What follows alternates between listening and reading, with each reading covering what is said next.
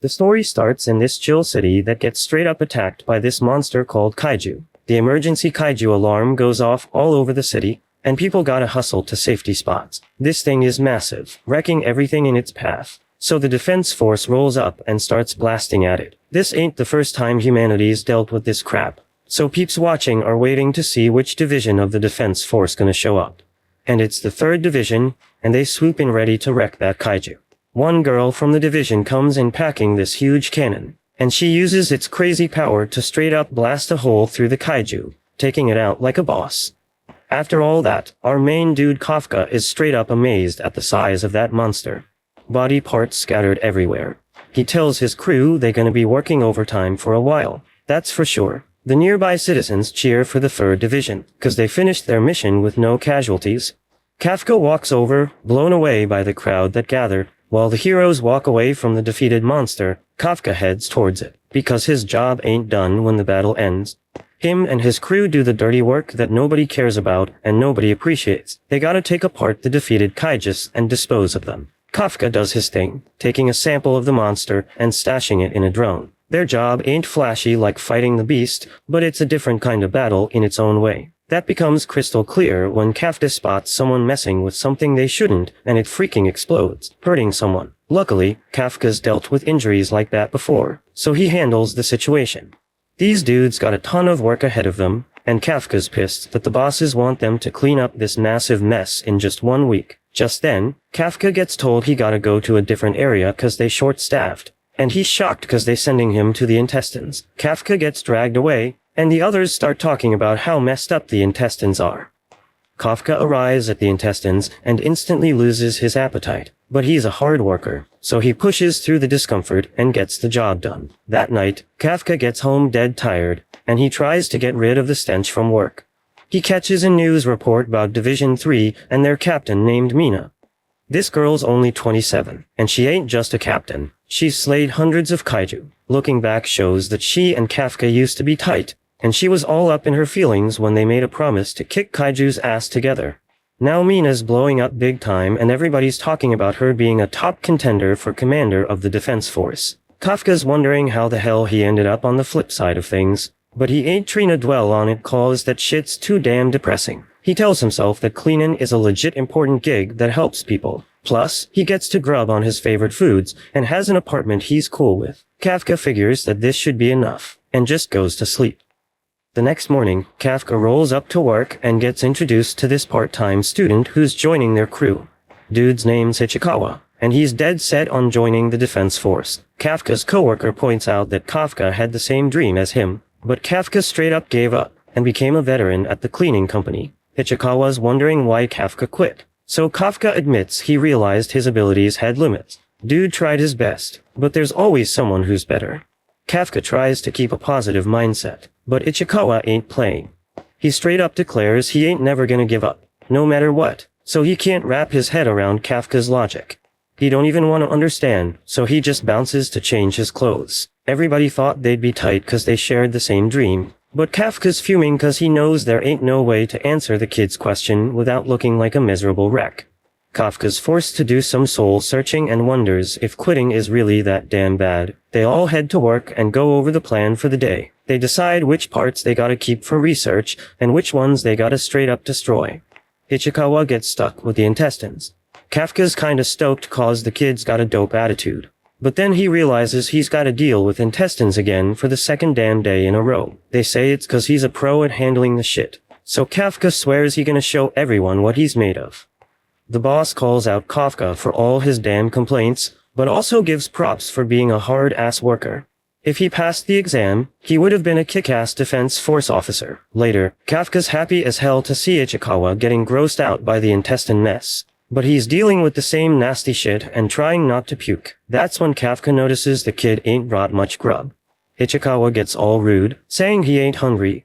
But Kafka hands him a vitamin drink and insists he eats and drinks as much as he can. Otherwise, he ain't gonna make it through the damn workday. Kafka even offers him some nose plugs. Ichikawa turns them down, but Kafka keeps pushing, swearing it'll help him out. At the end of the damn workday, everybody gets cleaned up and one crew dips out first. Kafka's stoked cause the worst part of the cleanup should be done with. Then Ichikawa rolls up, and Kafka thinks he wants a damn rematch from their little wrestling match, but Ichikawa shocks him by actually thanking him for helping him get through the day. Before bouncing, Ichikawa mentions that the defense force changed the age limit to join. It's now 33 years old. Ichikawa knows that it's none of his business, but he could tell that Kafka looks sad. When he talked about the defense force earlier, Ichikawa straight up tells him he can quit if he wants to though. But Kafka thanks him and says Ichikawa's a better dude than he thought. Ichikawa tries to keep up his edgy act, so he reminds Kafka that he doesn't actually care. But then out of nowhere, a freaking monster pops up and goes after him. Kafka swoops in and saves his ass just in the nick of time. But Kafka's all messed up. Ichikawa's shocked by the so-called Yaju, and Kafka's gotta save his sorry ass from getting wiped out again. Kafka tells him to haul ass and get help, but he refuses to leave Kafka. Kafka reminds him he's supposed to join the defense force, but he can't do anything if he's dead. Kafka demands again that Ichikawa splits, so finally he does. Kafka leads the terrifying beast on a wild chase through the streets, barely dodging its attacks. He manages to get a breather by ducking into a narrow building, busts through a pane of glass, and manages to lose the monster for a hot second. Flashback time. Kafka and Mina both lost their schools and homes. Kafka was pissed at the kaiju, but only cause they kept him from finishing his Pokemon game. Mina's disappointed cause that's all he cares about, but Kafka's trying to stay positive. As for Mina, she's sad cause her cat named Miyako died. They both get serious as they stare at all the destruction caused by the kaiju, and they both decided at the same damn time to join the defense force. They start dissing each other for this crazy idea because they're both so damn young. But eventually, they decide to have a competition to see who can become the coolest officer. Kafka was hella confident they could pull it off and declared they'd wipe out all the kaiju together.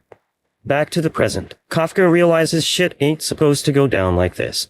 But he gotta keep hauling ass because the monsters are straight up demolishing buildings to get to him. Kafka decides to stand up to the monster, thinking he must go for its legs. But damn, he doesn't stand a chance because the monster straight up attacks him right away. Kafka's thinking, why the hell did it have to end up like this? He screams in pure agony as the monster stomps on him, breaking his damn leg. Kafka's lost all hope because the monster's about to eat him. But out of nowhere, Ichikawa sweeps in and saves his sorry ass just in the nick of time. Kafka calls him an idiot, but Ichikawa explains he already called the defense force for backup. Kafka meant he was an idiot for coming back in the first place, but Ichikawa points out that if he had abandoned Kafka, he would never be able to become a defense force officer. That's when Kafka has flashbacks to when he got that rejection letter from the defense force and saw his dreams go up in smoke. He straight up curses himself for being so freaking useless, while Ichikawa gets thrashed by the monster. Kafka's pissed cause he ain't changed at all. He couldn't even protect his friend's cat, and now he can't even protect the new kid at work. His frustration builds up, and he lets out a prima scream of rage just as the beast is about to wipe out Ichikawa. But out of nowhere, the monster gets blown to freaking pieces, leaving both dudes shocked. Then this female voice announces that the target's been wiped out, and Kafka's blown away when he sees Mina rolling up with the 3rd Division crew.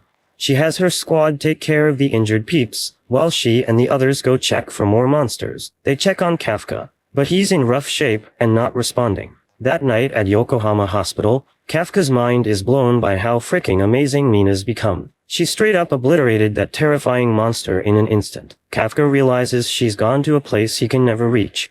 He thought he was all alone, but then he's shocked to find out Ichikawa's right next to him. Ichikawa points out that if Kafka hadn't rescued him and told him to run, he would be dead right now. Kafka's even more shocked when Ichikawa says he's cool. Kafka thinks about their competition to be the coolest officer.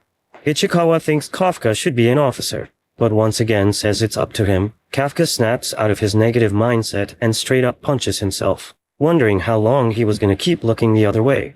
He thanks Ichikawa and tells the kid he's a damn good person. Kafka still ain't thinking giving up is a bad move, but he knows damn well he can't fool himself. So he steps up and confidently declares he's gonna aim to be a defense force officer once again. But before he can bask in his heroic declaration, he gets a rude awakening when he's freaking shocked to see a monster hovering above him. This freaking thing says it's found him and shoves itself right into Kafka's mouth. Ichikawa wonders if he is okay, but Kafka's clearly not good, gasping for air and thrashing around like a haunted. Ichikawa checks on him, and he's straight up shocked to find a monster in Kafka's bed. Kafka just casually looks at Ichikawa and then casually checks out his own reflection. Eventually the shock hits them both, so Kafka tries to calm Ichikawa down, telling him it's just him. Ichikawa chills out. But then some old dude shows up and calls the defense force. Both dudes start freaking out, thinking about what the defense force does to kaiju, so they're panicking like crazy. Ichikawa tells Kafka to haul ass and run. Another flashback shows Kafka teaching Mina how to take down a kaiju. He schools her on attacking the legs and tying the sucker up. Mina's scared as hell at the thought of fighting a monster, so Kafka promises her he'll be right there by her side when the time comes. Back to the present, Mina's thinking about how that was all a lie. But then she gets the news that a kaiju's been spotted at Yokohama Hospital, and she declares that she'll handle it. She's gonna roll out with her officers and straight up eliminate that kaiju. Once Mina's squad is all set, she gathers them up and spills that there's a freaking kaiju chilling at the hospital, and it's their damn mission to take it down without hurting the people. Meanwhile, in the hospital, Kafka and Ichikawa are still messing with the old dude. They're trying to show him it's just a huge-ass misunderstanding, making Kafka look as harmless as humanly possible. But that's tough when Kafka's got a freaking face like that. Shit hits the fan when the old man has a heart attack and kicks the bucket. Kafka tries to check on him. He puts his hand on the wall and accidentally smashes it by accident. He can't believe this crap is happening to him, but now the whole damn hospital is paying attention. Since the defense force is probably already on the way, Ichikawa suggests Kafka bounces. Kafka agrees because sticking around would just cause more problems. But when he tries to open the window, he forgets about his superhuman strength and wrecks more property. Ichikawa brushes it off and says they should dip since Kafka's presence is freaking everyone out. So they both leap out through the wall's hole and head into the city. The defense force gets word that the rogue kaiju has fled the hospital and is heading straight for the city, so they gear up to intercept it. Meanwhile, Ichikawa's hauling ass through the city streets, wondering when the hell Kafka turned into a freaking kaiju. He knows Kafka wasn't one earlier today. He even turns back to ask if Kafka's still the same person deep down. But even Kafka ain't sure who the hell he is anymore. His body's going haywire on its own, and he even ends up snacking on a random bird for no damn reason. Eventually, Kafka goes back to his less monstrous kaiju form, but there's another issue at hand. He's gotta take a leak. Ichikawa tells him to hold it in because they ain't got time for a bathroom pit stop. But Kafka says his body prob won't listen, and he'll just pee in the road. But with that said, he ain't got balls right now, so Ichikawa's wondering how the hell he plans to drain the lizard. And then shit hits the pavement. Kafka collapses on the ground embarrassed as hell, and wishes he could wipe that moment from his memory. But Ichikawa reminds him they gotta keep moving before the defense force rolls in. And speaking of that, Kafka asks if he can still join the defense force looking like this, but that's straight up impossible. The defense force is trained to take out kaijus like him. If they find him, they'll obliterate his sorry ass on sight. It's a cruel twist of fate for Kafka, because even though he finally found the motivation to give it another shot and join the defense force, he now forever locked out because of his body. Ichikawa ain't got no way to comfort Kafka, but he finds a sick hideout for him to lay low for now. But before they bounce, Kafka's eyes catch something behind them, and he knows it ain't good. Ichikawa asks if it's the defense force, but no, it's way worse, it's an actual kaiju. The defense force gets word of the second kaiju attack going down, so they split up to handle both situations. Back in the city, Kafka somehow knows if this new kaiju is the same breed that messed with him and Ichikawa earlier. Ichikawa sees this as their golden ticket to dip since it'll divide the defense force's members. Plus, since Kafka's already cleared out the area with his presence, ain't nobody gonna die from this attack. They should just let the defense force deal with it. Kafka reluctantly agrees and starts making his way out of there. Meanwhile, there's a little girl going through hell because her family ain't evacuated, and her mom's trapped under a damn dresser in all the chaos. The mom tells the girl to get the hell out of there before she gets herself killed, but the girl's determined to save her mom. Sadly, all she gets is a front row seat to more nightmare fuel, as the kaiju closes in and crashes into the room like it's lunchtime. It opens its jaws wide, ready to munch on the poor girl, but just in the nick of time, Kafka delivers a badass elbow strike. That strike sends the kaiju flying several blocks away, and Kafka's mind is blown by how freaking strong his new body is. But then he remembers there are folks in trouble, so he turns to the girl and checks if she's alright. Obviously the girl's scared shitless of him, and Kafka's creepy smile ain't helping his case one bit. But when Ichikawa shows up, the girl calms down because she knows they're here to save the day. They finally free her mom, who's unconscious but gonna be fine once they get her to safety. The kaiju comes back, so Kafka tells Ichikawa to haul ass with the girl and her mom, while he stays back because he wants to lay the smackdown on this kaiju with all his might. Ichikawa peeps the lightning crackling around Kafka and realizes he doesn't want to be anywhere near what's about to go down. So he skedaddles while Kafka lines up for the most epic uppercut he's ever thrown. That kaiju gets hit so damn hard, it goes flying and then explodes from the inside out, showering everything around it with kaiju's guts. Kafka's left dumbfounded because he straight up one-punched a giant kaiju. But no matter how badass he may seem to regular folks after that victory, he's still a terrifying ass kaiju. He goes up to the girl and tells her the defense force gonna be rolling in soon to help her out. She doesn't gotta be scared no more because he's leaving now. But as he's walking away, the girl gathers up enough courage to call out and thank him for saving her and her mom. Those magical words hit Kafka like a flashback of the time he spent with Mina, trying to make his way into the defense force. And even with his messed up situation, maybe there's still a glimmer of hope for his dream. Ichikawa shouts to Kafka and says he called an ambulance, so they gotta dip before anyone shows up. Kafka turns to him after some deep thinking and declares he ain't giving up on his dream of joining the defense force because he promised to stand by Mina's side. A while later, Mina rolls up to the scene, but the whole crew's jaws drop when they see the kaijus already taken care of. She goes up to the little girl and asks what went down, but when the girl tries to retell it, she almost starts crying from all the trauma. Mina reassures the girl she ain't gotta be scared because she and the whole defense force gonna wipe all the kaiju off the face of this earth. At first, the girl's stoked to hear that, but then she takes a second and asks Mina to promise not to harm the good kaiju guy. She says the good kaiju's the one who saved her mom and off the other kaiju. But Mina's still shocked hearing good and kaiju in the same breath. On the morning news, they put together a sketch of Kafka's kaiju form based on eyewitness accounts, calling it Kaiju Number 8. It's the 8th kaiju ever to get a code name. Since the defense force ain't tracked him down yet, the cleanup crew wonders why they still ain't found him. While they're chatting it up, Ichikawa strolls into the room and drops some knowledge on what's been going down.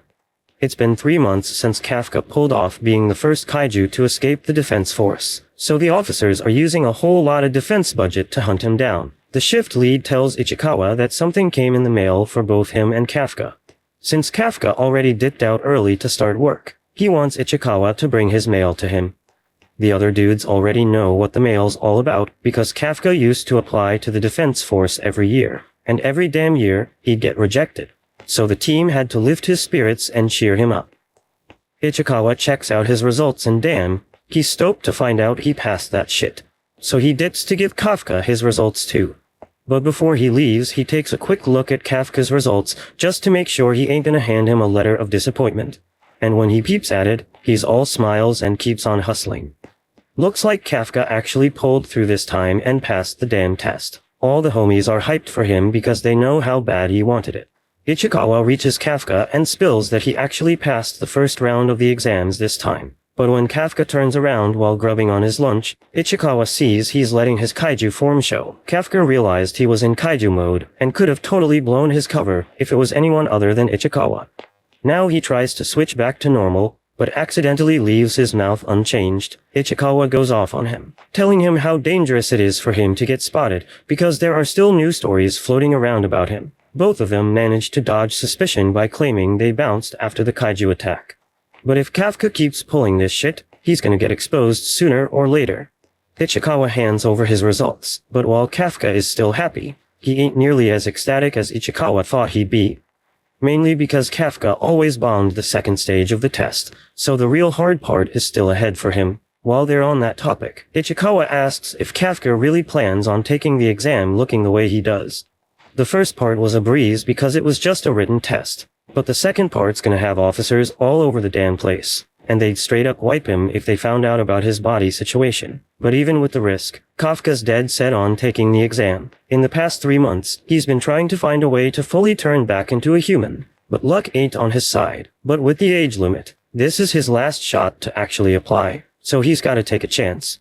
Ichikawa gets where Kafka's coming from, But he makes it crystal clear that if shit goes down and Kafka's in trouble, he's on his own because in this test they're rivals.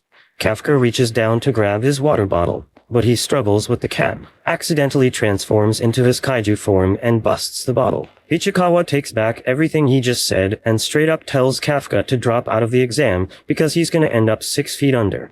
But Kafka still really wants to go for it. Ichikawa gives in, but repeats that if anything goes down during the exam he is on his own.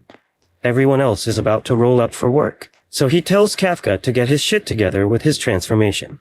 Once Ichikawa bounces, Kafka lets out a sigh of relief because he passed, and he ain't know what he'd do if Ichikawa passed and he didn't.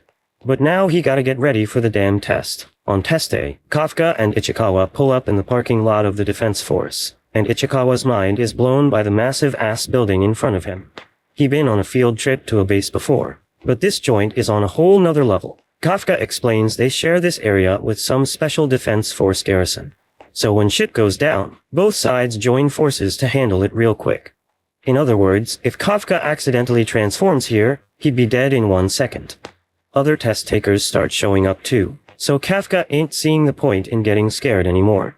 He tells Ichikawa they should head inside soon, but then this rude chick interrupts and calls him an old man. Kafka defends himself, saying he's only 32, so he ain't that damn old. But even Ichikawa thinks he's ancient, so he gotta accept it. Age aside, this girl straight up tells him to move his car, even though there are plenty of spots elsewhere, just because she thinks she got some special right to it because 5 is her lucky number. Kafka ain't budging for some dumb reason like that obviously. So this chick decides to flex her supposed wealth. She strips down and reveals she's wearing the same battle suit those defense force folks rock. But she ain't using it for any noble cause like fighting kaiju. Instead she grabs Kafka's car with one hand and throws it out the spot, thinking she is all cool, but it just makes her ah.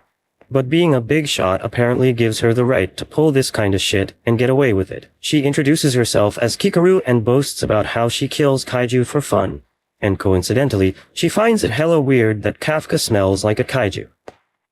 Ichikawa breaks it down real quick that they're part of the kaiju disposal unit. Kikaru straight up loses her shit when Kafka effortlessly lifts his truck, thinking he must have his own secret power suit. Kafka introduces himself as examine number 2032 and puts on a dramatic show, telling the kid to remember his name. But his cool moment gets interrupted when he sees Kikaru's butler taking his damn parking spot. Kikaru thought this exam would be hella boring. But now she's feeling the thrill. She swears she'll make Kafka a big joke and bounces. Ichikawa's all pissed at Kafka for already using his powers. But Kafka points out that he only transformed the part she couldn't see. They brush off some guards, saying the noise was nothing. But Ichikawa warns Kafka that if he pulls any more stunts, he's getting sent home. Kafka knows this is his last chance to stick with Mina, so he promises himself he won't give up this time. But moments later Kafka's struggling hard during the exam. He's been keeping up with his training and busting his ass doing hard physical work every damn day. But right now he just can't keep up. Flashback to earlier when Ichikawa explains the second stage of the exam, which has 2 parts, a fitness test and an aptitude test. They can't change their aptitude, so they gotta get the best damn grades they can in the fitness test. But Kafka's having a real tough time. He's always been below average, but shit's gotten way worse. He's falling way behind, making him wonder if people really get this weak after turning 30. He thinks about transforming, but that'd be straight up crazy. Unfortunately, Kafka does hella poorly and gets a rank of 219 out of 225. Then Kikaru comes out of nowhere, revealing she ranked 5, and starts clowning Kafka, saying it didn't take long at all to make him a joke. Kafka thinks about how he dramatically told her to remember his name, but now he wants her to forget it. Ichikawa's just glad Kafka didn't use his powers, and Kafka explains it wouldn't be fair since everyone busted their asses to get there. But the truth is, Kafka was just fronting to sound cool, but deep down he wishes he had used his powers. Kafka's sure he could have done better, but Ichikawa thinks there's another reason why he got that rank. Meanwhile, Mina's checking out this year's applicants. Her subordinate assumes she won't give a damn because all she cares about is killing kaiju. But he's straight up shocked when she's down to hear more while she's working.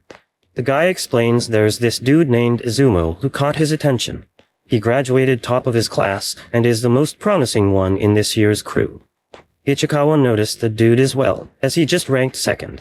And the guy who came in third is Iharu, the valedictorian of some fancy-ass university. But the one who took the top spot is Kaguragi, the rising star from the Japan Ground Self-Defense Force, and it ain't just them. Most of the examinees this year are from top-notch universities. Usually folks like them be trying to become elite officers, not field agents. That's probably why Kafka's rank is so damn low. And it hits Kafka, that's why they seem so damn strong. Ichikawa explains that even among all these badass folks, there's one person everyone's got their eyes on. She graduated from California neutralization at the ripe age of 16. She skipped grades and became the youngest ever to do it. Her name's Kikaru, and they call her the ultimate talent. The top 3 dudes are watching her, hoping they can measure up. Ichikawa points out that it's a group of crazy skilled applicants, none more so than Kikaru. Kafka admits he had no idea she was that damn impressive, but he catches a beatdown from her bodyguards for touching her. Everybody's watching, and they just assume Kafka's one of her damn fans. Kikaru laughs because she's made him a joke again, but Kafka declares he's gonna make her a joke too. Deep down though, Kafka knows things ain't going so well, but Ichikawa still has hope. The past 2 years, the second part of the test has been kaiju corpse disposal. They want to test the examinees' knowledge of kaiju and their ability to work as a team. They also want to show them there's more to the job than just killing kaiju. That's why Ichikawa chose to work part-time at the disposal unit, because it's part of the damn test. Kafka's hope gets back in the game, so they decide to go all in on the next part of the exam. They roll up to the second training spot, and this Vice Captain Hoshina from the 3rd Division steps up. He's the dude in charge of giving them their aptitude test. And in this test, they gotta hunt down some kaiju. Kafka gets hyped because he thinks they just gotta find those monsters and get rid of their bodies, like Ichikawa said. But damn, he gets a shock when Hoshina actually drops the bomb that they gotta find and take down the kaiju. Kafka's mind is blown when one of those mad strong kaiju tries to attack Hoshina, but luckily the security measures shut it down. Kafka's still shocked, but all the top guys are straight up pumped for this part of the exam. Then Kikaru starts laughing at our boy, so Kafka wonders what happened to just disposing of the bodies. Ichikawa breaks it down that's what they've been doing for the past 2 years, and he's just as disappointed. Hoshina explains that this part of the exam is dangerous as hell, so they gotta rock Izumo tech gear while doing it. Ichikawa tries on the gear, and he's mind blown as it analyzes his body and molds itself to fit him perfectly. The suit becomes one with his body, and Ichikawa can even feel his muscles getting stronger. These suits are legit Demon Defense Force combat gear made from organic material ripped from the kaiju. They boost the combat power of the wearer like crazy. Meanwhile, Kanomi, the operator from the 3rd Division, says she's gonna start measuring the combat power unleashed by those wearing the suits. Ichikawa's at 8%, Izumo's at 18%, Kaguragi's at 15%, and Iharu is at 14%. Unleashed combat power shows how much of the suit's power they can tap into. Even after mad training, it usually hovers around 20%, and they're lucky if they get one applicant a year who hits over 10%. But these 3 dudes are all above 10%. So Hoshina wonders if this year's gonna be off the charts. Then shit gets real when Kanomi sees Kikaru's unleashed combat power is at 46%. Everyone's in awe of her, and Hoshina thinks how she's already at a platoon leader level, and she ain't even joined the force yet. They assume this must be some kind of record. Ichikawa feels down on himself because he's only at 8%, but Hoshina tells him that's still pretty solid for a first-timer. As long as the examinees ain't rocking a big fat 0, they'll pass, and Hoshina straight up admits he's never even seen a 0 before. But hey, there's a first time for everything, and everyone's shocked once again because Kafka's unleashed combat power is revealed to be a big fat 0. Everyone's straight up laughing at him, and even Kanomi starts wondering if there was some kind of glitch or mistake. Kafka tells them to give him a bit more time, because he's trying to squeeze out that combat power. But damn, Hoshina can't control his laughing, and straight up tells him this ain't like using the bathroom where you can just squeeze it out. Hoshina's starting to like Kafka's vibe, but he's pretty sure Kafka ain't gonna pass the exam. Kafka starts thinking there might be some kind of secret or trick to boosting his percentage, so he works his ass off trying to figure it out before the exam ends. Kikaru's getting real frustrated with him and wishes he'd just show the power he used back in the parking lot. Then Hoshina walks in and announces it's time for the final part of the exam. He explains that they gotta take down 1 Hanju and 36 Yaju spread out in an urban training area. These kaiju caused 16 casualties, and they've been captured alive for training purposes. the examinees gotta fight them with anti-kaiju weapons while drones monitor their moves. If the drones sense an examinee's in danger, they'll activate the shield in their suits to save them.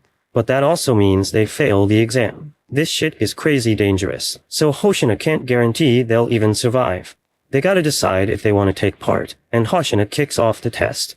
The examinees rush forward with mad eagerness, but everyone's stunned when Kikuru jumps ahead and easily takes down 2 Yaju. She's straight up amazing everyone.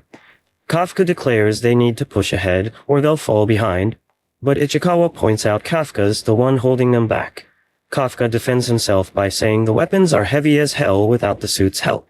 He tries to sound all cool by saying only he the Zero can understand this, but Ichikawa ain't feeling it cool at all. Things ain't looking good because Ichikawa's pointing out they don't have the same offensive power as the others. Just then Hoshina drops a bomb and reveals that Mina has shown up to watch the damn exam. Kafka remembers their challenge to see who can be the coolest defense force officer, and he calms himself down. He stops giving a damn about being a Zero and reminds himself that this is his last chance. Kafka figures something out and asks Ichikawa why the hell they got drones watching them. If they just want to keep count of how many kaiju they've taken out, they could easily do that with sensors. But it ain't about that. Besides testing their skills, they're also checking how well they can adapt to the situation. Kafka and Ichikawa realize that since they ain't packing the same offensive power as the others, they gotta focus on supporting the attackers as best as they can. They spot a fight going down nearby, so they position themselves to lend a hand. Kafka notices the hooves of this Yaju and remembers it from one of his cleanups. His experience pays off because he knows stun grenades mess this Yaju up big time. It's got weak eyesight but crazy good hearing. Once it's deafened, it's an easy target. But Kafka ain't done showing off his expertise. He tells Izumo to aim for its stomach because that's its weak spot. The attackers follow his lead and are shocked when they take the beast down. They thank Kafka for the sick support. But Kafka's pissed because he calls them Kikuru's fan. In the observation room, they actually start paying attention to what Kafka and Ichikawa are doing. Kafka points out to Ichikawa that they've taken apart more kaiju bodies than they can even count. He's feeling confident now because they can use that knowledge. Kafka's relieved because he don't need his kaiju power anymore. He's finally stoked because he can make up for all his screw-ups. But all that optimism comes crashing down real quick because a kaiju pops out of nowhere. This thing sends Kafka flying into a building, and Konomi detects that he's seriously messed up. He can't keep fighting, and the damn Yaju is closing in on him. They get ready to activate his suit shield. Kafka knows they'll probably use the shield, but he also knows that means he fails the exam. He's aware that Mina's watching, so he tries to force himself up. He refuses to embarrass himself in front of her anymore, but this damn beast is about to chow down on him. Konomi starts activating the remote shield, and Hoshina thinks about how he knew Kafka would be the first to drop out. He finds it a damn shame because Kafka was a hilarious dude, but just then, the Yaju gets blown to pieces, and Kikuru points out that she's made Kafka a joke for the 3rd time. And she straight up declares that as long as she's on the battlefield, nobody's allowed to quit. Kafka's blown away by her, but before he can say anything, she cuts him off. She announces that she's gonna keep kicking Kaiju's ass and tells him to just lie there on the ground like a damn loser. The other dudes can see she's going for the main target, but they ain't just gonna let her have it. Kikuru easily takes out another Yaju, and Iharu thinks she's just way too powerful and wonders if she really has the same suit they do. Kafka wants to go after the main target too, but his leg's busted, and he can't even stand up. Hoshina explains Kafka's got multiple fractures and might even have organ damage. Kafka wonders if this means he's gotta give up, but he refuses to let himself think like that. He remembers how shitty it felt to see he had 0% combat power, like he could never stand by Mina's side. He gets pissed off thinking about how only the talented ones pass. Hoshina suggests Kafka just drop out and explains the suit shields ain't foolproof. But Kafka ain't having it. He thinks about how he's the one who decides if he gives up or not. He declares that even though he's too damn old for dreams, and even if he looks like a total idiot, he's gonna bet his whole damn life up to this point and chase his dreams again. As Kafka makes this declaration, everyone in the observation room is straight up shocked to see his combat power go up by 0.1%. Kafka declares that this time he ain't giving up, no matter what, and Mina takes notice. Kafka proudly shows he can still stand up, and Konomi's mind is blown because the dude's leg is freaking broken. Hoshina decides to let him roll with it, but he warns that if shit gets real bad, he's activating the shield. Kafka tells Ichikawa to go on ahead because that was the deal, but Ichikawa decides to back him up instead. Kafka realizes that's just the kind of dude Ichikawa is, so he accepts the help. Hoshina can't help but laugh at them while Ichikawa carries Kafka. Ichikawa admits he's hella embarrassed, but they both got serious determination. Kafka's busted bones are hurting a lot, so Ichikawa's gonna be their legs, and Kafka's gonna use all his smarts to handle the attacks. Hoshina's just trying to pass them by because they're cracking him up with their comedy act. Kafka tells Ichikawa to stick with Kikaru, and he's amazed at how fast his buddy is. Kikaru's busy kicking ass and leaving everyone in her dust as she takes down a bunch of kaiju, so Ichikawa tells Kafka to be ready to back her up when they catch up. All the dudes are watching Kikaru do her thing, and they're bummed because she won't even let them help. Konomi announces that Kikaru wiped out the last Yaju in the area and is already taking on the Hanju. Kikaru throws a grenade to piss off the beast and uses the opportunity to get in perfect position to annihilate it. Kikaru calmly says that this is the last one as she slowly pulls the trigger, and this makes Hoshina smirk as she blasts the monster. Konomi's stunned as she announces that the Hanju's defeated and the final part of the exam is finished. Our boys are all shocked because they didn't even get to lend a hand, and Kafka declares Kikaru's just too fast. Now Konomi just needs to retrieve the drones and send medics for the injured. Hoshina's surprised the exam ended so quick, even though it took forever to set up. Mina's impressed because Kikaru's even more badass than the stories say, and Hoshina's shocked that Kikaru caught Mina's attention. They thought at least 30 people would drop out, but no one did, and Hoshina's convinced it's all because of Kikaru. That's what you should expect from director Shinomiya's daughter. Hoshina's sure she's gonna be a big shot in the defense force, bringing hope to the whole damn country. Back at the damn exam, Kikaru's praying she made her pops proud by being flawless on the battlefield. She's chilling and decides to go clown on Kafka some more. But out of nowhere, this freaky-ass monster shows up behind her and straight up wrecks the shit, causing massive damage. And then all the dead kaiju start moving again, and everyone's freaking horrified. Kikaru barely manages to protect her heart by focusing her whole shield on one spot, but she figures she can still fight. She's stunned when this mysterious monster starts talking, and it's wondering how the hell she's still moving. Kikaru figures out it's a kaiju, but she's mind-blown to see it's got some brains too. Kikaru decides to charge at it, but this monster straight up smacks her multiple times, and she screams in agony. Konomi's all shocked seeing Kikaru's vitals dropping like crazy. They got no clue what the hell's going on, but they're picking up live signals from the kaiju they already took out. And here's the messed up part, this revived Hanju's estimated fortitude is 6'4", way stronger than before. Hoshina thinks how it takes an entire crew to take down a kaiju at that level, with not many people able to take it down quick. Then out of nowhere, Mina tells Konomi to activate all remote shields for examinees and send back some drones. Hoshina thinks how luckily the two of them are some of the few capable of defeating this Hanju, so they gear up and head out. Examinees are told to dip, but Kikaru refuses, figuring lots of folks will lose their lives if she doesn't stop this thing herself. She uses her suit to stop the bleeding and realizes she can still throw down. And then Kikaru remembers her pop's words, telling her to be perfect for their nation. Now she's demanding perfection from herself, but damn, the Hanju knocks her aside like it's nothing. She can barely move, but she still ain't giving up. We take a trip down memory lane and see Kikaru all proud because she got the top grade in class. The other students didn't do as well, but at least their parents were there to celebrate with them. Kikaru tried staying positive though, as her butler assured her that her dad would be home that day and surely be pleased with her score. But in reality, her pops couldn't give a damn about her top grade. He straight up said celebrating one success was just setting her up for failure next time. Instead of throwing a party, he wanted her to focus on the next goal. That's when he dropped the bomb on her. She gotta be flawless all the damn time, not just for the future of their nation, but for her late mama too. The words from her pops still weigh on her to this day, but she ain't taking it lying down. He always told her to keep pushing forward and never let nobody outshine her. So now she ain't taking no loses even with just one arm. As long as she can move, she gonna throw down. But damn, she has been through too much damage, and she gotta scream again because the pain's unbearable. Just then one of the drones spots the Hanju, and Konomi's all shocked to see that its severed offensive uni organ has regenerated. Hoshina's getting real worried, while Konomi figures it's gathering energy for a major attack. Hoshina and Mina are rushing to the scene, but he ain't sure if they're gonna make it in time. This beast is getting ready to unleash a massive attack, and Kikaru figures she's done. She apologizes to her pops for not being perfect and starts crying. The Hanju's about to unleash its attack, then out of nowhere, Kafka shows up and tells her she did a dope job. Kikaru's absolutely mind-blown, wondering why the hell he's there, and then the monster attacks. But Kikaru's even more shocked when they ain't getting hurt, and Kafka starts transforming. Kafka explains she did a good job buying time for everyone to evacuate, so she can leave the rest to him.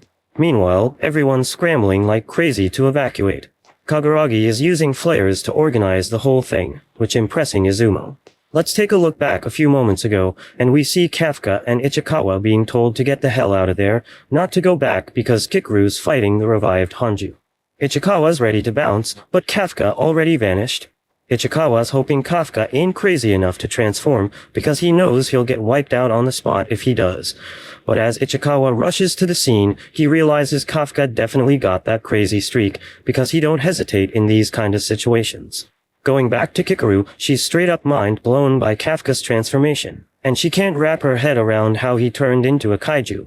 Kafka tries to play it cool, begging her not to spill to the defense force. But then Kikaru's terrified as the Hanju busts out its crazy powerful attack again, but Kafka effortlessly deflects it like it's nothing. Kafka tells her he'll spill the deets in a second because he only needs a split second to take out this beast. At the same time, Konomi detects some supremely intense energy near the Hanju. The explosion messed up their comms, so they can't see what's going on.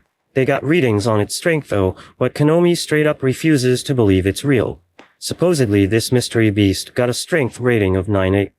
Hoshina says it's impossible and thinks the explosion messed up the measurement system. It just can't be true because if it were, this would be one of the most powerful kaiju in history. Kafka powers up like the insane powerhouse he is. He apologizes to the Hanju because time's running out and he gotta end it with one punch. Kikaru watches in absolute awe as Kafka's punch collides with the Hanju's punch, blowing that sucker to bits. The shock on her face is plain to see, and the Hanju's body parts get scattered everywhere. Kafka's feeling himself, telling the monster to try coming back to life after that beatdown. But the thing starts moving again, so Kafka begs it to stop, as he was just joking. The monster is really defeated though, and Kikaru's left wondering who the hell this dude is. Kafka saves her from another attacking Yaju, and finally reveals his face. He assures her she's safe now, but gives her a scolding for putting herself in so much danger. But before long, the tables turn and Kafka's the one getting scolded when Ichikawa rolls up. Kafka explains he only planned on transforming part of his body, but had to switch things up when he saw the Hanju.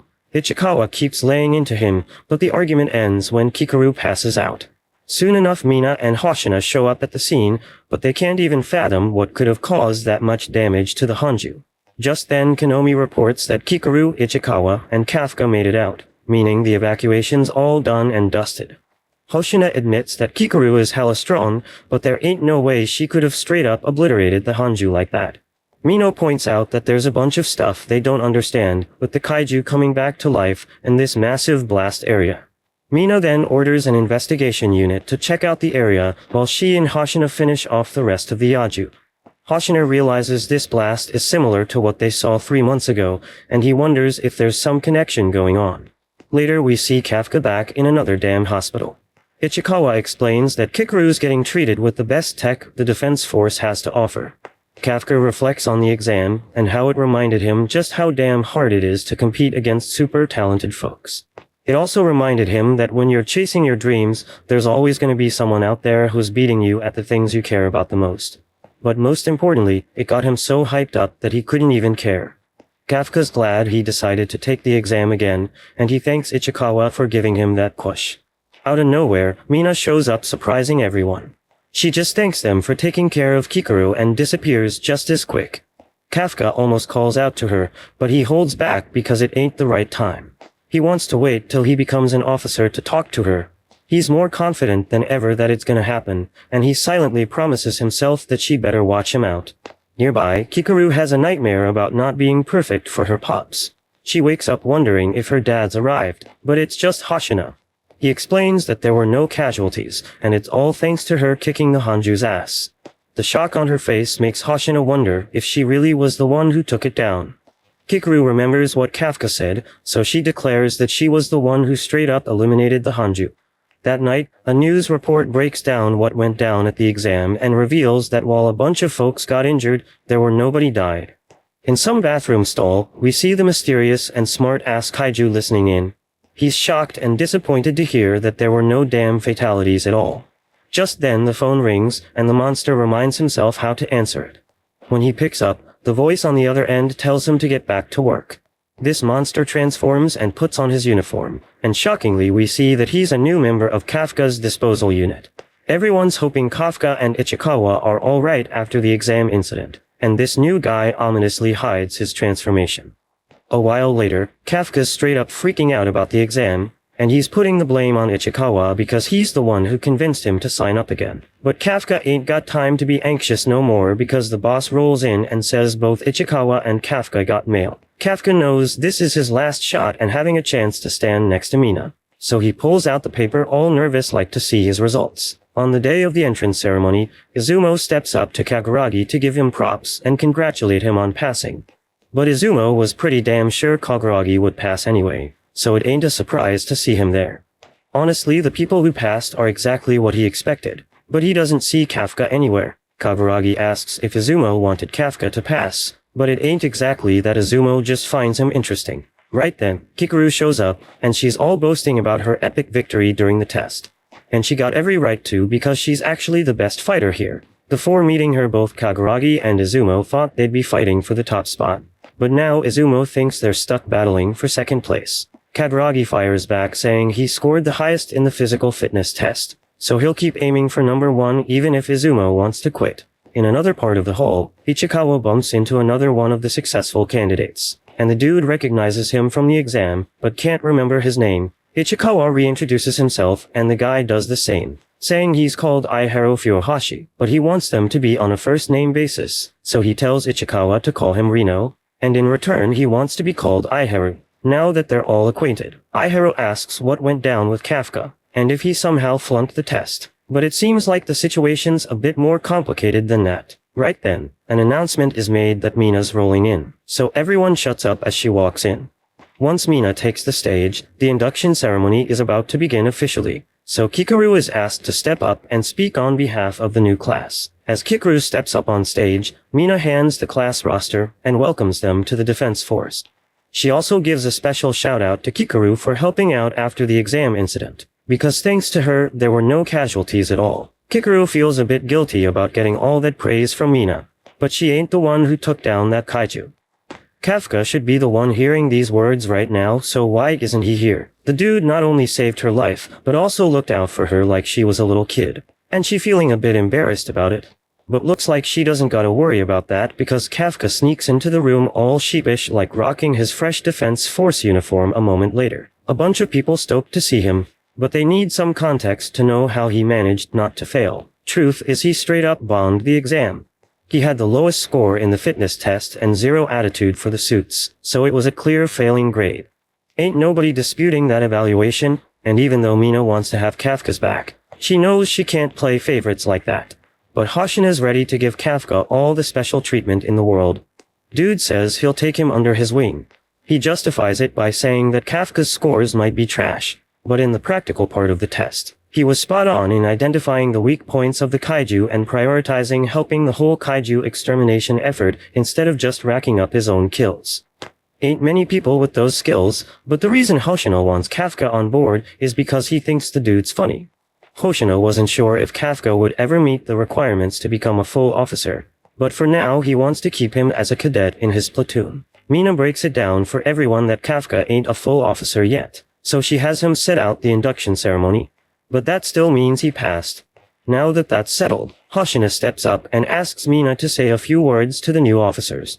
She grabs the mic and addresses everyone, saying she's glad they all stepped up and volunteered for the Defense Force, putting in that work to pass that tough-ass exam. In the past few years, they've been dealing with kaiju that got way more fight in them than ever before.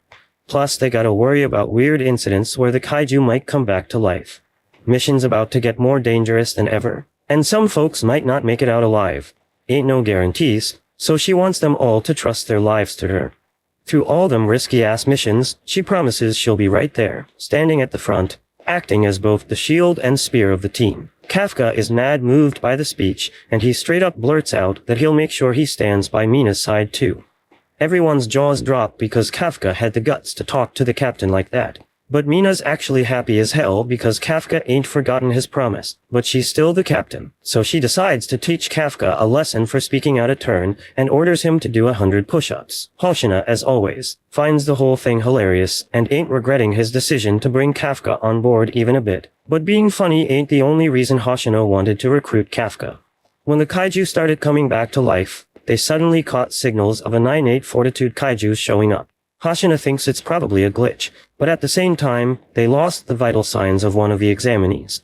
He knows something ain't right about Kafka because he had zero compatibility with the suit, so he's gonna keep a close eye on him to uncover the secret he's holding. Kafka just finished his brutal punishment of 100 push-ups, and he's lying on the floor dead tired. That's when Kikaru rolls up to him and says she wants to talk, so she tells him to come with her. Kafka asks why she can't just talk to him here. But Kikaru doesn't want others eavesdropping, so they start teasing her, claiming she's gonna confess her love to Kafka.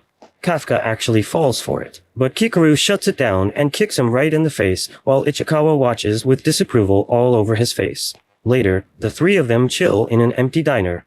Kafka just spilled to Kikaru about what went down in the hospital, but she finds it hard to believe that he turned into a freaking kaiju just because he ate one. Kafka thinks it ain't no biggie to spill to the defense force about it, because maybe they can find a cure or something. But Kikaru doesn't think there's a damn chance of that happening. First off, if they don't straight up murk him on the spot, they'd probably subject him to all sorts of messed up experiments. And trust me, at that point, he can kiss his dream of becoming an officer goodbye. Plus, when the kaiju are crazy powerful, the defense force uses their remains to make some special weapons after they bring them down. So it's possible they might try to do the same damn thing to Kafka. After Kafka hears about the consequences of spilling his secret, he straight up begs Kikaru to keep his shit on the down low. She ends up agreeing not to snitch because he saved her life, but she makes it clear that if she ever finds out Kafka's a kaiju who's a threat to humanity, she won't hesitate to straight up kill him. Ichikawa freezes up when he hears how serious she is, but Kafka is actually relieved because he wouldn't want to stay alive if he posed a danger to society. Later, Ichikawa's in a training exercise, learning how to use the anti-kaiju guns like a pro. He's doing pretty damn good, finishing the course in just over 2.5 minutes with a suit activation rate of 18%. He's come a long way since he first joined. Because of that, Aiharu feels the pressure to do just as well because he can't let himself be outshined. Through some petty competition, Aiharu manages to beat Ichikawa's time and gets an activation rate of 20%. He wastes no time rubbing it in Ichikawa's face. But then he gets a reality check that there's always someone better when Kikaru shatters his record by a whole minute, and her suit's at 55% power. She wastes no time gloating and letting him know she's superior. Meanwhile, Izumo feels all inadequate because of Kikaru's superior look. But Kaguragi reminds him that if he's got time to worry, he's got time to train. Otherwise people are gonna catch up to him in no time. Right now Kaguragi and Izumo are on equal ground in terms of battle power, and Kafka's off doing his own thing. Exciting as hell because he finally got his suit up to 1%. He turns to Kikaru and proudly declares that he's turned his 0 into a 1. But she doesn't get why he's bragging about it when she's at 55. Hoshina still finds Kafka amusing, but he straight up tells him he ain't gonna become an officer at this rate. At best he'll last 3 months before getting the boot. After hitting Kafka with some hard facts, he tells everyone they gotta run 10 laps around the perimeter, and then the training's done for the day. They think it's unfair and start complaining, so Hoshina ups the stakes and makes them run 15 laps instead. He tells them to get moving. A bunch of the new recruits have developed rivalries with each other, and Hoshina's happy about it because the competition's helping them get stronger than ever. After finishing their training, everyone heads to the baths, and Kafka is dead tired from running laps at the end of the session. But Ichikawa and Aiharu are full of energy, especially Aiharu, who's flexing his muscles like crazy. Ichikawa ain't impressed though because he's got just as much muscle mass. Kafka can't stand being left out, so he decides to show these young dudes what real manly muscles look like. Aiharu is impressed at first, but Kafka quickly runs out of breath, and shows Aiharu what a real man's stomach looks like. Iharu and Ichikawa burst into laughter at Kafka's expense, but he warns them that the same fate awaits them once they hit 28, so they better be ready. However, their confidence takes a hit when Kaguragi shows up and demonstrates what peak physical form truly means. Embarrassed, they all jump into the bath to hide their shame. But soon enough the conversation returns to normal. Kafka is just happy to be having this kind of fun after a long time. On the girls' side, Kikuru and a couple of unimportant officers enter the changing room and find Mina there. They were about to leave and let her finish, but Mina says it's cool and that she was about to leave anyway. With her permission, they all go their separate ways, and Kikuru follows behind Mina to put her clothes in the washing machine. While doing this, Kikuru notices that Mina has some solid muscles, but that alone doesn't explain the insane combat powers she possesses. But all that staring got Mina's attention, so Kikuru asks her directly about how she got her muscles. Mina agrees to show her the basics of her training routine since she's there anyway. Although Kikuru wasn't expecting it, she's grateful for the kind gesture. Back to the boys, they start discussing why they joined the defense force. Iharu goes first and explains that he joined because of Mina. She saved him from a kaiju when he was in middle school, and ever since then he's wanted to be just like her. The others have similar reasons for joining, all stemming from their admiration for Mina. When it's Kafka's turn to answer, he gets a bit flustered but eventually reveals that he's Mina's childhood friend. The boys are all jealous of him now, so Kafka tries to make a quick exit before things get too heated. However, it's already too late now as they want to hear every juicy detail about Mina's childhood. They end up chilling in the bath for so damn long that when Kikuru finally comes out, they're all passed out from heat stroke. And Ichikawa's stuck there trying to revive their sorry asses. The next day, training goes on as usual, and the recruits start bonding over the time they spend together. But Kafka still sucks big time compared to everyone else. At the end of the day, they're all dead tired from busting their asses. But while they're knocked the hell out, Kafka's still grinding to improve himself. He ain't trying to get kicked off the defense force. After a while, Hoshino walks in and finds Kafka still working. While it's admirable and shit, sleep is also a crucial part of training, so he can't just neglect that. Kafka's desperate to keep his spot and Hoshino figures it's because of some promise he made with Mina. But Kafka never told him about that, so he's wondering how the hell Hoshino knows. Hoshino admits he's been eavesdropping on their bath conversations, which is hella weird, but Kafka comes clean and admits that his motivation does come from that promise. He's gotta do whatever the hell it takes to stand by Mina's side. Hoshino interprets this as Kafka trying to snatch his vice captain position, and that's exactly what Kafka's aiming for. He's gonna work his ass off to achieve it. Before Hoshino bounces, he lets Kafka know he ain't letting go of that vice captain spot so easily. And he drops some advice. Kafka shouldn't get too close to anyone on the team, because in this line of work, anyone could die at any damn moment. Especially those getting a lot of screen time. Right then, an alarm starts blaring, which means there's a kaiju emergency going down. Hoshino tells Kafka to hustle because it's time for his first mission. Konomi gives Mina a status update, letting her know that the area around them is being cleared out. It's a crazy scene with hella people waiting to hop on some buses. The defense force is working with another crew who's setting up a command post nearby.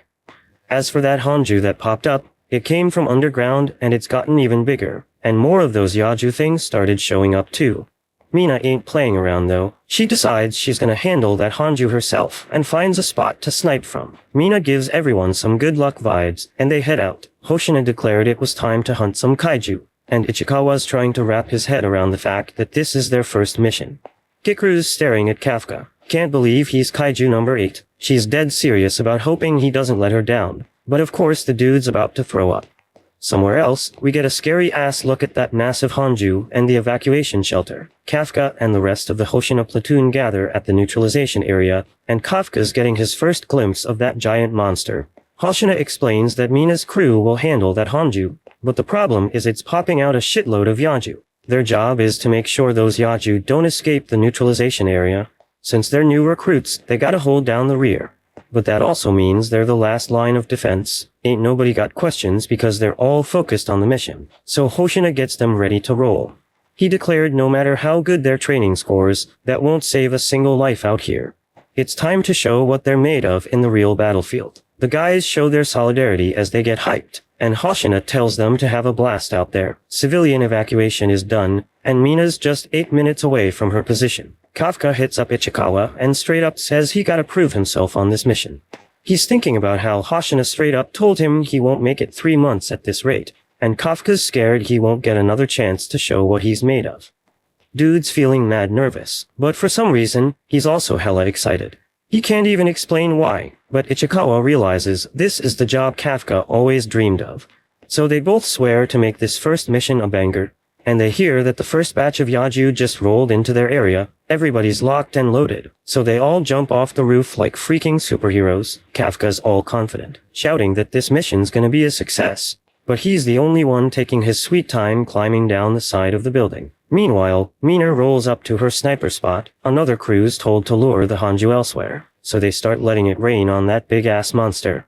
After a few attacks, the giant beast starts moving, and Hoshina's eagerly waiting to see everyone prove themselves. The fight's on, and Kafka's surprised because it ain't nothing like the damn exam. He's feeling mad calm for some reason. Now Kafka feels like his suit's actually got his back, so he confidently unleashes his combat power.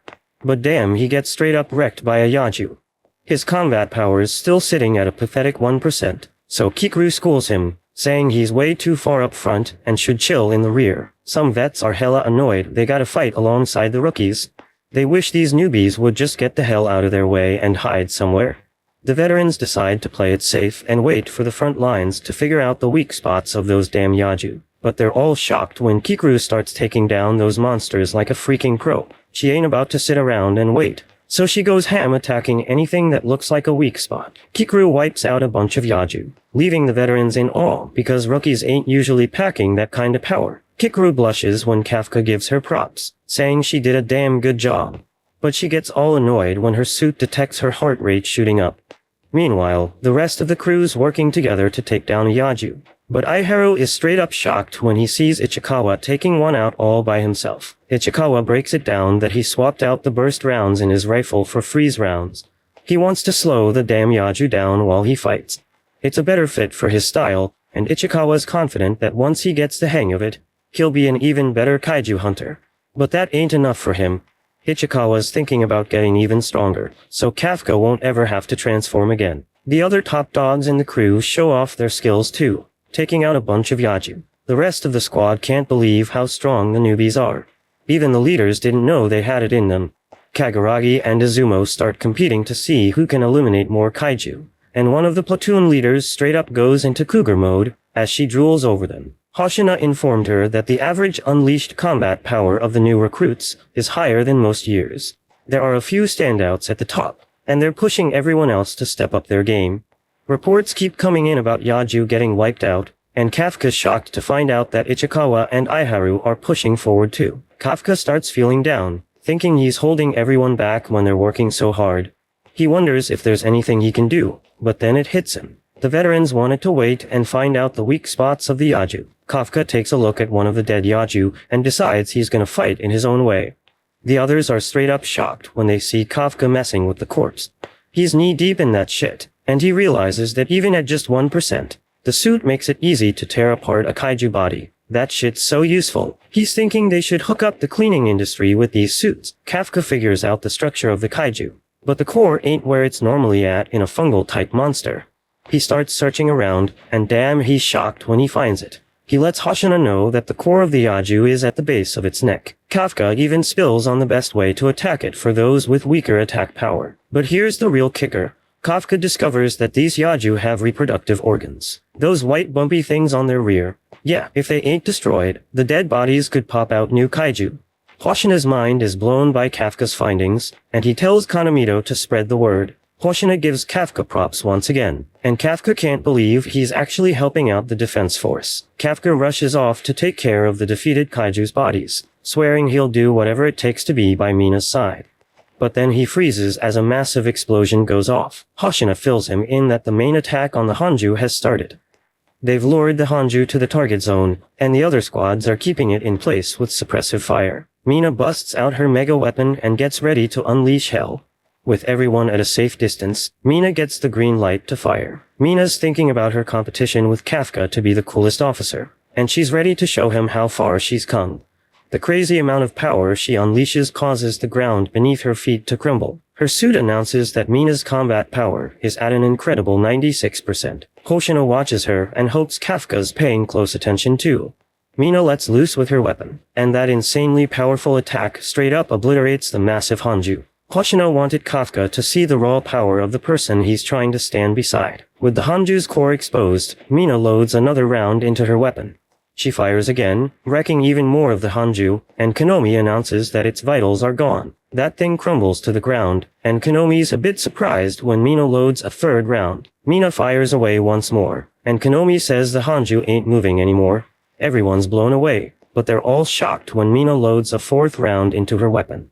Konomi points out that the Hanju's already down, but Mina straight up demands that Konomi give her the order to fire again, and she does. Mina takes aim and shoots at that monster yet again. Kafka's straight up in awe of Mina, and Hoshino rolls up wondering if Kafka's ready to give up on his goal. Standing by Mina's side means he's gotta match her insane strength. Hoshino straight up admits he can't even do that himself. His combat power ain't as good as hers when it comes to long-range weapons, so he can't take down the big shots like she can. But when it comes to small and mid-sized kaiju, it's a whole different story. Right then, Kafka starts freaking out because a kaiju sneaks up behind Hoshino.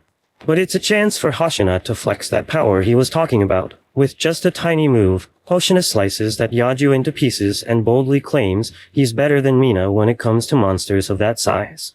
Kafka couldn't even catch a glimpse of his attack, and Hoshino breaks it down that his family's been a clan of kaiju hunters for generations. He goes on to spill that the captain and vice captain are the force's top dogs, which is why they rock special gear tailored to their fighting styles. Mina lets Hoshino know the Hanju's down for the count, so Hoshino tells Kafka it's finally time for the real deal to kick off. Kafka's all confused because the Hanju's already down. But Hoshino reminds him that the real issue is the swarm of Yaju still chilling inside its carcass. A crazy number of Yaju start pouring out. So Hoshino tells everyone that once they clean up the riffraff, they can bounce and head home. The recruits think he's being a little too laid back, so the veterans start clowning them for giving up so easily. They're dead set on showing the newbies that there's more to the fight game than just brute strength, so they hit the battlefield. The platoon leader Nakanoshima tells Kaguragi and Izumo they can just let the veterans handle it. But they ain't having that. They want to throw down too. Konomi peeps the new recruits and sees they're straight up worn out. Their combat power and endurance are both taking a nosedive. Hoshino points out that this mission is major, but if they can conquer it, it'll take them to the next level. Most officers cap off their career with combat power between 20 and 30%, but there's a tiny bunch who break through that barrier and become captains. Kikaru is the only new recruit who's reached that level, but Hoshino thinks there might be another one. That other person is Ichikawa. Next thing we see is Ichikawa straight up taking out another kaiju, and Iharu is pissed. He's put in years of training at some top-notch tech college, so he can't figure out why he can't keep up with Ichikawa. Just then, they're told more Yaju have been spotted nearby, so they both head to the front lines. Ichikawa gets shocked when he peeps the jacket of the monster's sweeping company, and he's wondering why one of the cleaners is kicking it there. They try to explain that the cleaners ain't gonna be needed for a while, but they straight up get ignored. The mysterious dude is just disappointed because the reproductive organs he loaded the Yaju with got wrecked. He wonders how they found out, and he's speculating someone on the force knows all the deets about kaiju. These dudes are then shocked when the guy turns to them with his messed up face and asks if they know anything about what went down. The dude straight up gets up and points his finger right at Iharo, and it's looking real bad. Ichikawa straight up shouts at Iharo to get the hell out of the way, but damn, he's too slow. Ended up getting blasted right through the chest. Fortunately, he managed to keep his heart intact, but damn, the bleeding's still messing him up real bad. So Ichikawa tries to calm him down so he can use his suit to stop the bleeding. By now, they both realize this thing gotta be a freaking kaiju too, and there's only one humanoid kaiju other than Kafka. And that's kaiju number 9. They both straight up recognize it as the one that wreaked havoc during the exam. And this thing took down Kikaru like it was nothing. So they gotta be extra careful. Number 9 starts talking about how damn disappointed he is with his messed up implants, but he ain't trying to leave empty-handed. So he decides he's gonna at least snatch a live sample of a defense force officer. Ichikawa and Iharo, they both get spooked as hell after hearing that, but they still gotta keep their cool. So Ichikawa tries to call the platoon leader to let her know what's going down, so they can get some backup. But the transmission straight up fails because number 9 had enough time when he was human to figure out how the radio signals work. So he sets up a freaking zone around this place where no signals can go in or out. That way he can stay hidden from the defense force, because they won't be able to pick up his energy signature. and as a bonus, it stops any distress calls from getting out. He points his finger right at Ichikawa, this time ready to attack him. And even though Ichikawa knows what's coming, he still can't dodge the finger bullets completely. So he gets straight up incapacitated. Number 9's a little confused because even though he hit Ichikawa, he missed all the vital organs he was aiming for. Makes him realize Ichikawa must have some way of seeing the attacks coming. Back when Kafka and Ichikawa met up with Kikoru at the diner, she straight up wanted to fill them in about her encounter with number 9. Just in case they ever ran into him. The finger bullets he is using might look like some kind of magic at first, but if you pay real close attention to his fingers, you'll be able to tell when he's about to fire, and once Ichikawa gets the hang of it, he's finally able to straight up dodge the bullets like a pro. Ihero's straight up shocked that Ichikawa was able to dodge such a quick attack. And with the time Ichikawa bought, he fires back at number 9 so that Ihero can make his escape. Ihero ain't too thrilled about being protected by Ichikawa, but he knows he ain't gonna be much help in this fight. Dude almost gets smacked again. After saving his ass, Ichikawa pleads with Ihero once more to just bounce. And this time Ihero realizes how messed up the situation is, so he listens and starts limping away. Ichikawa may be brave as hell for going against number 9 solo, but he knows Kikoru didn't stand a chance against this monster. So there's no freaking way he's gonna come out on top either. But even with the odds stacked against him, Ichikawa wants to be an officer who's willing to risk his life to save his friends, just like Kafka did for him. So he charges forward, trying to buy enough time for Ihero to make it out alive. While he's doing that, Ihero's retreating and coming to terms with the fact that Ichikawa's way stronger than him right now. He don't want to admit it, but he hit a damn wall in his training recently. Hoshina told them all that most officers hit a strength plateau around 20 or 30% compatibility, but he also said that anyone can break through that barrier if they put in the effort. Ihero been stuck at 20% for the past 2 weeks, and despite his motivation to get stronger, Ichikawa surpassed him so easily. He straight up hates himself for it. Ichikawa's still doing his damn best to keep number 9 at bay, but 9 dodges all the shots and gets all up close to Ichikawa, just to mess with him. Ichikawa may know some stuff about 9, but there's still a lot he doesn't know, and 9's gonna take full advantage of that. As the new finger bullets start flying, a cloud of dust gets kicked up. It looks like Ichikawa met his end, but thankfully, Ihero comes back just in time to save him. He's done feeling sorry for himself and getting saved, so he makes up his mind that he's gonna save Ichikawa this time. Though he's still got a damn hole in his chest, so he can't overdo it. Ichikawa can't wrap his head around why Ihero would come back here and put himself in harm's way. But damn if he hadn't, Ichikawa would be 6 feet under by now. And to top it off, number 9 straight up said his barrier keeps anything from leaving without his say-so. So there ain't no way Ihero could have made it out of here in the first place. They ain't got no other choice but to stick together and take down number 9. Even though Ihero ain't gonna be much help with his messed up injury, he says he'll do his damnedest to create an opening for Ichikawa. And once he does, Ichikawa hits 9 with all his might.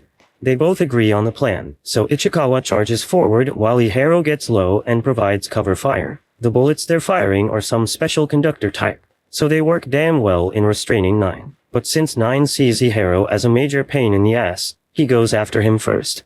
Ihero couldn't get up to dodge, but with a bit of extra focus, he's able to sense when the attack's coming and learns to dodge them too. While 9's still scratching his head about why he missed, Ihero manages to hit him in the leg with the conductor bullets, giving Ichikawa the perfect chance to get in position and unleash the full power of his suit. Ichikawa goes all out, unloading his whole damn magazine into 9.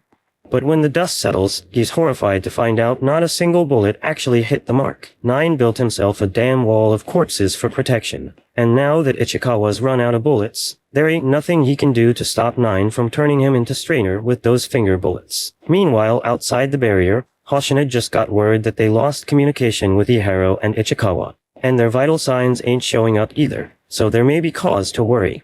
Kafka heard the report, and with the messed up behavior of the kaiju around here, he and Kikoru figured out that kaiju number 9 must be lurking nearby. After taking all the bullets, Ichikawa's body's burning with pain, but he's still fighting with all he's got, trying his damn hardest to stay conscious and keep on fighting. Number 9 straight up shocked that Ichikawa's still moving after taking all that damage, but since he wants a living test subject, he ain't looking to kill him outright. He is about to try other ways to take down Ichikawa, but Ihero ain't having none of that. He fires several bullets at 9 to protect his homie, but damn 9 had already seen that gun before, so deflecting the bullets is like child's play to him. And after taking out Ihiro, he strolls back to Ichikawa, curious about how much damage it takes to stop him from moving. Ihiro hates seeing his friend getting hurt right in front of him, and as much as he hates to admit it, Ichikawa got more talent than him. So as he reaches for his gun, he swears he won't let him die here. The problem is he outta ammo, so he ain't got much he can do to save Ichikawa. Ihiro loses hope, accepting that he gonna die right here. But all he wants is for Ichikawa to somehow be saved. 9 turns his attention to Ihiro, and since he already made Ichikawa stop moving, he don't need Ihiro alive no more. He points his finger to finish him off. But just in the nick of time, Kafka pops up from behind and straight up punches 9's head clean off his body. Kafka kneels down next to Ichikawa and apologizes for being late. But Ichikawa blames himself for being so weak in the first place. He wanted to handle this on his own so Kafka wouldn't have to transform. But things didn't go as planned. Ihiro already freaking out because from his perspective, now there's a second badass kaiju just showed up. But he can't do nothing about it. Turns out number 9 can stay alive even after getting decapitated. So as he picks his head back up, Kafka sets Ichikawa down because he knows things about to get violent. Ichikawa doesn't want Kafka getting into trouble, but Kafka says it's all good. Ichikawa just gotta focus on sealing his wounds with a suit so he don't bleed out. While he doing that, Kafka gonna deal with 9. Once 9 got his head back on his shoulders, he ain't even mad. He asks why Kafka attacked him out of nowhere when they both kaiju. But 9 realizes Kafka got some serious strength, so he wanna claim his corpse for himself. That's why he fires a shot at him. It doesn't do nearly as much damage as it did to Ichikawa, so 9 decides to step things up a notch if he wanna take down a kaiju of Kafka's caliber. 9 straight up unleashes a bunch of massive body bullets, ready to blast Kafka. But Kafka's even more pissed because 9 has been shooting Ichikawa and Ihiro's soft human bodies with those damn bullets all this time. He can only imagine the pain and suffering they had to endure. So he's gonna make 9 pay for every single damn shot. 9 starts firing at Kafka, but Kafka just stands his ground, and right before getting hit, he unleashes a shock wave that blocks them all. In a split second, he flash steps right in front of 9 and starts wailing on him with a barrage of punches, while also rearranging 9's whole damn dental structure. 9 tries to fight back, but nothing he does can stop Kafka's relentless attacks. So he figures retreating is his best move, but Kafka ain't letting him off that easy. He gets ready to throw his final punch. 9 knows he's screwed at this point, and when he gets punched across 4 city blocks, he's left looking all messed up, disfigured, and dismembered with his core fully exposed. Kafka catches up to him, ready to smash that core and finish him off for good. But just then, a couple of Defense Force soldiers spot them and report that they ran into a humanoid kaiju. Meanwhile, Kikuru's struggling to take down one of the other kaiju from earlier because her gun ain't packing enough power. So she takes matters into her own hands and grabs a sign nearby, ready to use it as a weapon. And she straight up splits that damn kaiju in half. Now that she's done with that, she wonders where the hell Kafka went. Earlier when they found out Ihiro and Ichikawa went missing, Kafka decided to go look for them. But Kikuru questioned how the hell he's supposed to do that with zero way to communicate. Kafka explained that as long as they're getting attacked by the humanoid kaiju, he should be able to sense where they are. Then he transformed and bounced. But even if his intention was to save Ichikawa, transforming in the middle of an active Defense Force battle zone is some insanely risky shit. Word spreads about a humanoid kaiju, and Hoshina gets the memo. He wastes no time and starts moving to lend a hand. Meanwhile, with Kafka, he gets caught up dealing with the officers, which gives number 9 the chance to bounce back, regenerate his body, and escape imminent death. 9 claims he cracked the code on how Kafka's body works, so he thinking next time he'll straight up finish him off. But Kafka ain't having none of that. He ain't letting there be a next time, so he is ready to chase 9 down. But 9 starts blasting the Defense Force officers, so Kafka gotta switch gears and defend them. Seizing the opportunity, 9 pulls some crazy move and disintegrates himself to escape, which is something I think he can just do. And since 9 slipped away, Kafka figures it's a good time for him to dip too. He throws a punch to create a distraction, then jumps high in the sky to make his getaway. He's bummed he couldn't take 9 out for good, but at least he saved Ichikawa and Ihiro from biting the dust. So he's feeling good about what he accomplished. Just when he thinks he in the clear, Vice Captain Hoshina creeps up behind him. Hoshina straight up believes Kafka's the one who messed up Ichikawa and Ihiro, so he's mad as hell and ready to wreck Kafka. Before Kafka even blinks, Hoshina's right there in his face, almost slicing the head off. Kafka's forced to retreat, dodging Hoshina's strikes. Shafter remembers Hoshina talking about how he's a beast at taking down smaller kaiju. And damn, he wasn't lying. Kafka had only seen Hoshina smiling before, but when he's serious, he a whole different breed. Hoshina steps out of the alley, and he wants permission to unleash his suit's full power by removing the limiter, and he cranks it up to 92. Dead set on taking out kaiju number 8. Kafka ain't looking to hurt Hoshina because he knows his fists are straight up lethal. But while he's still pondering, Hoshina slices him up in a flash, making it clear that he won't survive unless he gets real serious. Hoshina jumps in for another attack, but Kafka manages to dodge it this time by leaping back. But don't think he's escaped Hoshina's wrath just yet. As he's getting chased down, Kafka ain't able to toughen up his body quick enough to counter all of Hoshina's strikes. He might not be as buff as Kafka, but damn, he's way faster. Kafka used to think Kikaru was a badass when she moving on the battlefield. But right now Hoshina doesn't even look human with the way he's darting around. He slashes again, and even though Kafka avoids a fatal blow, it still cuts deep and exposes his core. Kafka's trying to figure out what kind of move Hoshina pulled to slash him because he couldn't see it coming. So he finds a spot to stand his ground and regenerate his messed up body. This is the first time he's gotta regenerate his body, and damn, it drains a whole lot of his stamina. So he can't afford to get slashed like that again. Hoshina's still in hot on his pursuit, and he's been surprised the whole damn fight. He's throwing all his power, yet this kaiju keeps holding him back.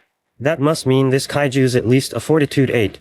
But that ain't the only bizarre thing about it. The way this kaiju fights ain't normal, but it don't really matter because all he needs to do is make sure this kaiju can't counter his next attack. He powers up his blades, and once they're at full blast, he sends out an energy wave heading straight for Kafka. Kafka knows this is gonna be hellish, so he tries to jump out of the way, but still gets his leg cut off. And that moment of being stuck because of his missing leg is all Hoshina needs to close the gap and appear right under Kafka to finish him off. He goes for Kafka's core. But damn, he's surprised when he sees Kafka growing a set of teeth to grab his blade and stop it from piercing his core. Now he can't even pull that blade out. So Kafka takes the chance to strike back and powers up one of his mega punches. But since he still ain't looking to kill Hoshina, he aims for the knife instead and sends him flying with the force of the punch. And once Hoshina loses sight of him because of all the dust kicked up, Kafka disappears into the night. Hoshina's feeling down because he couldn't bring down kaiju number 8 just now, but he still gotta report what went down. So he grabs the radio and gives Mina the lowdown on the situation. Meanwhile, Kikaru's deep in thought about Kafka. He might have saved her ass during the exam,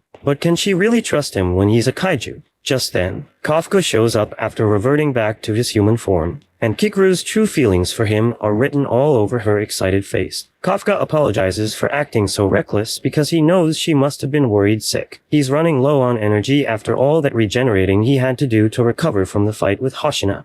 So he nearly collapses and Kikaru's gotta hold him up. Kafka says sorry for not finishing off kaiju number 9. But Kikaru tells him it's all good because she plans on getting her revenge personally and taking it out with her own 2 hands. Kafka gives her a smile, but then he starts walking away even though he's in a terrible state. He says he wants to head to Ichikawa and Ihero because they got banged up real bad. But Kikaru grabs him and asks if he's got a medical degree to help them out. They're already being taken care of by the defense force. And with the new medical tech they've got, Ichikawa and Ihero should be back on their feet in no time. Kafka should be worrying about himself because not only did he get spotted by some officers, but he also went head-to-head with Vice Captain Hoshina. If he ain't careful, it's only a matter of time before he gets busted. While everyone's finishing off the last of their targets and getting ready to head home, Hoshina's deep in thought about his encounter with kaiju number 8. Mina comes up to him because it's rare to see him so down, so she decides to take a picture to remember this rare moment. She then asked Hoshina if number 8 was really that strong, and he confirmed it, stating that it was one of the strongest out there. If that's the real deal, then number 8 is like some crazy anomaly because we haven't seen a kaiju that strong in the past 5 years.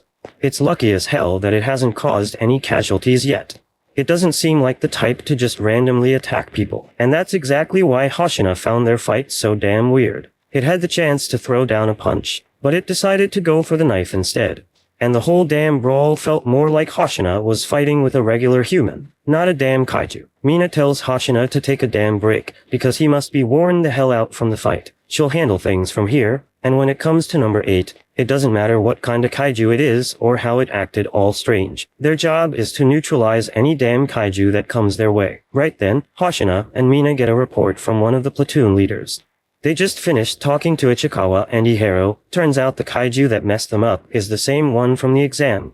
And on top of that, when they first found it, it was in a damn human form. At the same time, kaiju number 9 is back in human form too. Strolling down the road when a car rolls up behind him. The dude in the car just trying to get home from work. So he wants this guy standing in the middle of the street to get the hell out of his way.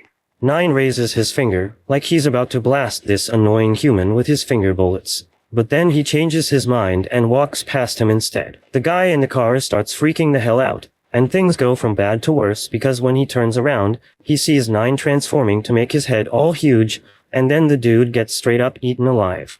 A while later, 9 transforms into the man and cruises away in the car while listening to the news, and his next move on the agenda is to find a damn way to kill Kafka. Back at the hospital, Ichikawa finally wakes up and sees Kafka and Kikuru chilling by his bedside. They're stoked as hell to see Ichikawa's alright, and Ichikawa thanks Kafka for saving his ass back there. But based on the looks Kafka and Kikuru give him, he probably shouldn't have said that. Ichikawa didn't even realize Ihiro was in the damn room. So now he's wondering why Kafka's getting all the thanks when it was kaiju number 8 that saved their asses. Kikuru thinks quickly and plays it off like Ichikawa is thanking Kafka for spotting the reproductive organs of the kaiju, because that was a massive help in the damn battle. And it kinda makes sense, so Ihiro buys into it. Though he's still curious why the hell a kaiju would save humans in the first place. That thing straight up wiped out number 9 in like no time. So even for a kaiju, Ihiro thinks that's pretty damn cool.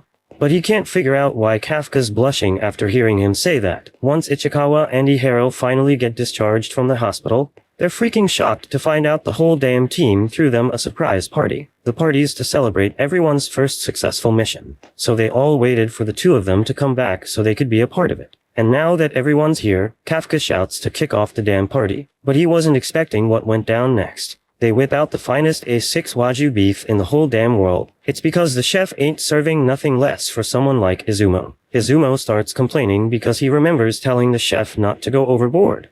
But the chef reassures him that he won't be charged extra for it. This whole situation's got Kafka wondering who the hell Izumo is. And Kikuru's straight up shocked that Kafka never bothered to Google him. This dude is the heir to Izumo Technologies, the biggest anti-kaiju weapons manufacturer in the whole damn country. And they're the ones who made the suits all the Defense Force soldiers wear. So he's probably the richest mofo in Japan right now. Hoshina steps up and addresses everyone at the party, telling them that it's rare as hell for him to be off like this, so they better enjoy themselves to the freaking max. The party gets rolling, and it's going damn great. So Ichikawa thanks Hoshina for being cool enough to make it happen. But Hoshina didn't set up the party just out of kindness. He's waiting to see something else. And before long, the show kicks off as people start arguing. Kikuru calls out Ihiro for being too focused on showing off to Ichikawa, but Ihiro ain't trying to hear that from her because she does nothing but show off during battles. And it ain't just them. Everywhere Ichikawa looks, people be straight up arguing about every little damn thing that went down on the mission. But it ain't all bad. They're just trying to communicate and figure out how to step up their game for the next time. But that doesn't mean there ain't gonna be some good old regular arguments too. Meanwhile, out in the hallway, Izumo's chatting it up with Chef Dojima. He's expressing how damn happy he was when Izuma called him up. Dude thought he'd never see him again after what went down last time. He asks Izumo about his dad, and their relationship ain't changed much since Izumo still ain't talking to his old man after some incident they had. Just then, Kaguragi shows up, and you can tell he heard every damn word. But he knows it's a private matter, so he just keeps on walking to the bathroom. Back inside, Hoshina's finally calmed the chaos and drops a bombshell. He announces that Kafka's getting recognized for his help in the last mission. His info on the kaiju saved a whole bunch of lives, so he's officially getting promoted to a full member of the Defense Force. Everyone's going wild celebrating Kafka's achievements. And the next day, Kafka's getting officially inducted by Mina. He's stoked, but he also wants to be careful not to speak out of turn like last time. So he awkwardly excuses himself. But as he's leaving, Mina reminds him that he still has a long way to go before he can stand by her side, showing that she still remembers the promise they made. Kafka's all pumped and tells her he won't let her down, but damn, that counts as speaking out of turn, so she makes him do 50 push-ups. She's got a meeting about the kaiju number 8 and 9 appearances, So Kafka will have to ask Hoshina about the paperwork for his new officer status. She also lets him know that Hoshina was the one who put in a good word for him, so he better live up to the man's expectations. It's late as hell and Kafka's still grinding away, studying like he always does. But he knows he gotta call it quits before Hoshina comes in and starts scolding him for skipping on sleep. So he decides to call it a night and bounce. But as he's leaving the room, he peeps that the lights are still on in the training area. Curiosity gets the best of him, so he goes to check it out. And that's when he spots Hoshina deep in his training routine. Hoshina's on some mental imagery training tip, visualizing the battle from earlier that day. He's trying to figure out how he could have landed better attacks, and he's dead serious about it. It kinda freaks Kafka out, and he ends up taking a tumble. Finally, Hoshina notices him and starts ragging on Kafka for staying up so damn late again. Kafka asks Hoshina why he is training late as well. So Hoshina then explains that he needs to make damn sure he's ready to take down Kaiju number 8 next time they cross paths. He's been replaying the fight in his mind and realized he messed up right from the start. If he had gone all out from the beginning, he could have won. Regular officers couldn't handle a beast as strong as 8 or 9. So Hoshina's gotta be the one to step up and handle it. Kafka sees how hard Hoshina's working to protect everyone. So he makes a promise. He's gonna try his best to live up to Hoshina's expectations. But Hoshina ain't buying it and puts Kafka in a headlock, calling him out for talking big when his combat power's still at a measly 1%. But if Kafka wants to help so badly, Hoshina's cool with him just living up to 1% of his expectations for now. Hoshina's done with his training for the night, and he's heading back to the main office, and he tells Kafka to make sure he hits the bed soon. But up in the sky, shit's getting real. There's danger lurking as a new humanoid kaiju's gearing up for an attack with his crew of aerial kaiju. Thanks for watching. Subscribe to not miss the next part.